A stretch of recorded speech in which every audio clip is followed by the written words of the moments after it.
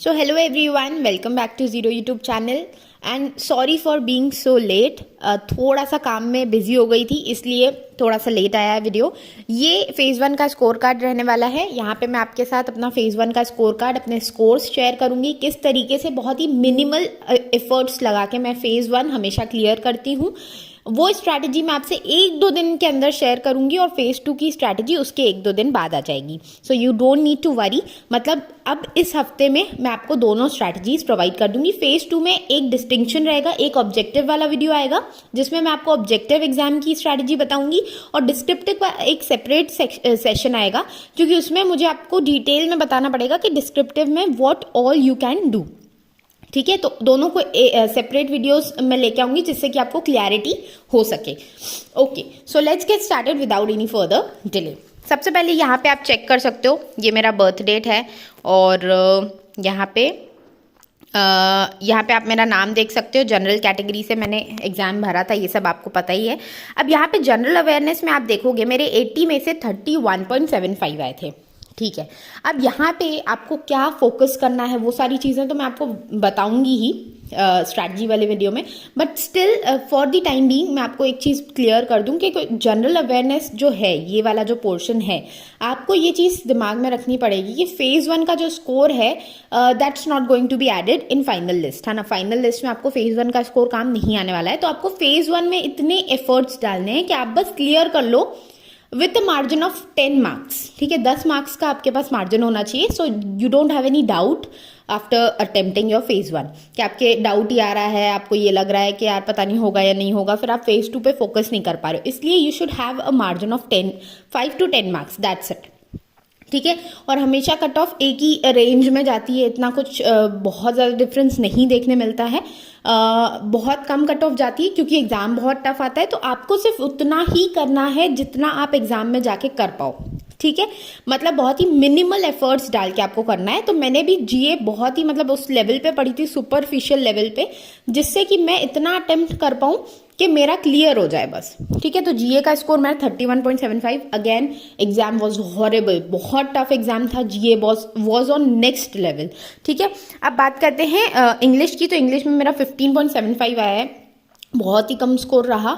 हालांकि एग्जाम इतना मुझे उतना ज़्यादा टफ नहीं लगा, बट हाँ, लोगों से मैंने जब पूछा था, जब मैं बाहर निकल रही थी, तो उन्होंने यही बोला था कि हर एक सेक्शन टफ था और reasoning was an another level. तो रीजनिंग की वजह से बहुत सारे लोग सेक्शनल में पिट गए और वो लोग बाहर हो गए।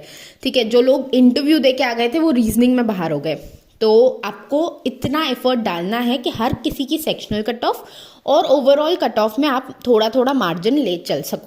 ठीक है, तो इंग्लिश में मेरा 15.75 आया, क्वांटिटेटिव एप्टीट्यूड में 8.75। अगेन इसमें मैंने क्वेश्चन ही 8 लगाए थे, एक भी एक्स्ट्रा नहीं लगाया था। मुझे पता था 6 कट ऑफ जाती है और मैंने सिर्फ 2 मार्क्स का मार्जिन लिया था क्योंकि क्वांट्स वाज वेरी टफ। मतलब आप क्वांट्स में ढूंढते रह जाओगे, आपको मिलेंगे नहीं जो डुएबल क्वेश्चंस हो।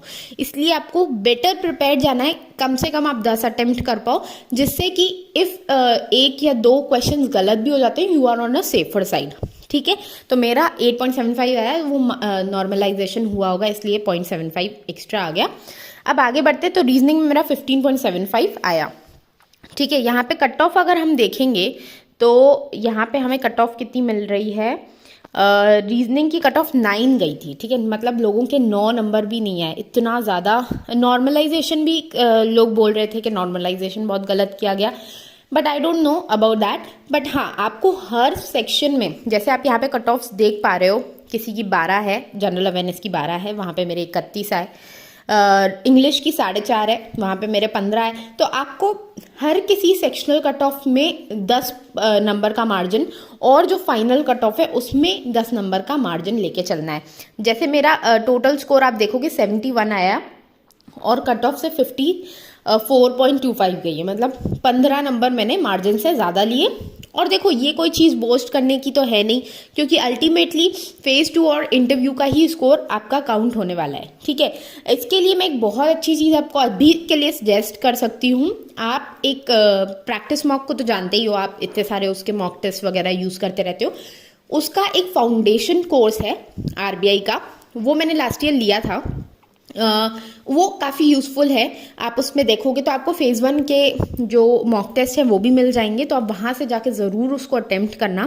फेज़ 2 के भी मॉक टेस्ट मिलेंगे और चैप्टर टेस्ट मिल जाएंगे आपको फेज़ 2 के, फाइनेंस और ESI के। और उसमें आपको पूरा मतलब नोट्स वगैरह भी देते हैं वो लोग, हर एक चैप्टर वाइज नोट्स देते हैं और करंट अफेयर्स का पूरा प्रोवाइड करते हैं। तो you can go with that, अगर आप चाहो तो आप उसको देख सकते हो। मैं लिंक आपको डिस्क्रिप्शन बॉक्स में दे दूंगी। काफ़ी पॉपुलर कोर्स है, काफ़ी सारे लोगों ने यूज़ भी किया है। और अगर आपको देखना है, चेक करना है, तो आप उसका जो फ्री एक चैप्टर का PDF उन्होंने फ्री दे रखा है, तो वो जाके चेक कर सकते हो for checking the quality of the content.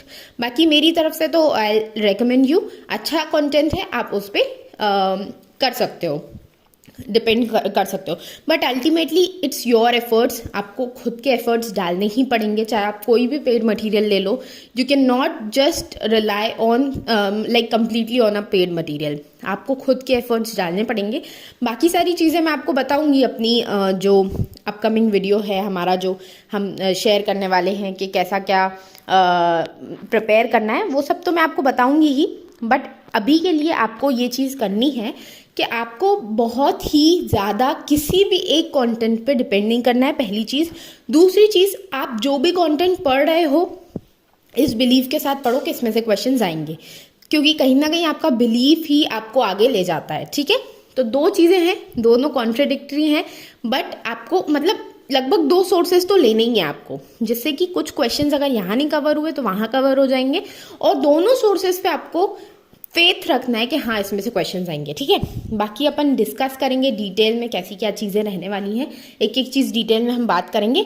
मिलते हैं नेक्स्ट वीडियो में, तब तक लिए अगर चैनल सब्सक्राइब नहीं किया तो सब्सक्राइब कर लो। बहुत ही जल्दी हम 50K की फैमिली होने वाले हैं, और मैं एक सेलिब्रेशन भी रखूँगी केक कटिंग का, और बहुत जल्दी 50K कंप्लीट करते हैं और हम देखते हैं किस तरीके से हम फेज़ 1 स्टार्ट करना है और किस तरीके से हमें फेज़ 2 स्टार्ट करना है।